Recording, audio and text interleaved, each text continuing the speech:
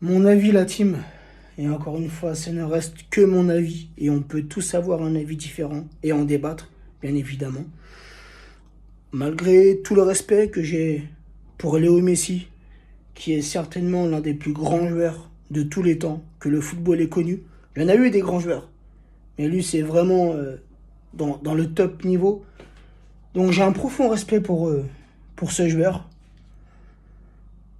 mais pour moi, ça serait une erreur de le prolonger encore une année au Paris Saint-Germain. C'est bon, il a fait 2 ans chez nous. Footballistiquement parlant, on ne peut pas dire que Léo Messi nous a apporté un plus. Et ça m'attriste de dire ça, hein. Parce qu'encore une fois, Léo Messi, c'est... T'as vu, quand t'as Léo Messi dans ton équipe, tu ne peux que être... C'est Messi, frérot, tu vois ce que je veux dire? Mais c'est pas le Messi des années 2000. C'est pas le Messi des années 2010.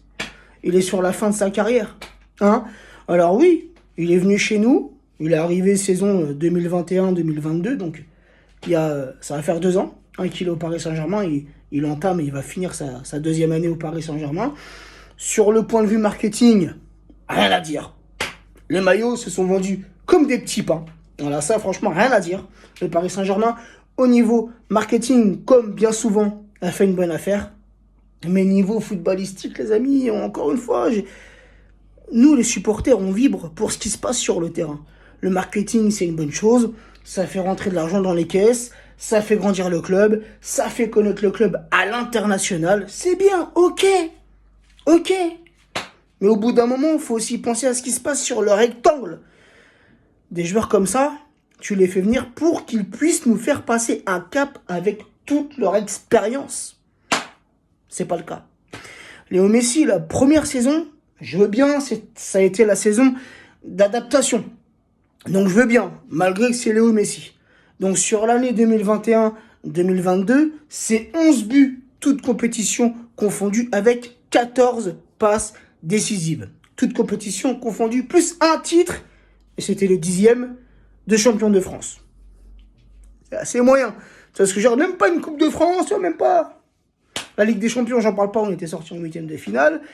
Et là, tu as eu saison 2022-2023, dans ce stade, il y a du mieux, il y a de l'amélioration, et on l'a vu surtout avant la Coupe du Monde, où il était en grande forme. Et il a fait une Coupe du Monde de ouf, champion du monde. Il a amené l'Argentine jusqu'en finale.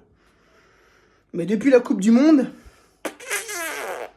silence radio. Et pour le moment, les stats de Messi, je les ai notés, depuis le début de saison, c'est pas encore fini, c'est 18 buts plus 13 passes décisives, toutes compétitions confondues, plus pour le moment le titre de trophée des champions. Et certainement le 11e titre de champion de France, qui sera le 2e pour Messi avec le Paris Saint-Germain.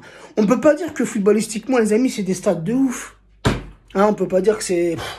On peut pas dire que c'est flamboyant, tu vois. Pourtant, on a une équipe de ouf. Mais encore une fois, tout ne peut pas se reposer sur un joueur. Que ça soit Messi, que ça soit Neymar, que ça soit Mbappé. Hein, pour parler vraiment des trois têtes de gondole du Paris Saint-Germain. C'est un sport collectif, c'est un effectif, c'est tous ensemble. Et quand tu vois Léo Messi marcher sur le terrain, moi, frérot, ça me rend ouf. Honnêtement, ça me rend ouf. Il fait pas les replis défensifs, c'est pas le seul, hein. C'est pas le seul, hein. Mais frère, il court pas. Il est là, tu le vois sur le terrain, il marche, il perd le ballon, il se relève, il marche. Non, non. Donc, Messi, grand respect. Carrière de malade, il a absolument tout remporté. Oui, c'est un grand joueur, certainement le plus grand joueur. Mais Messi, une année ou plus au Paris Saint-Germain, pour moi, c'est non.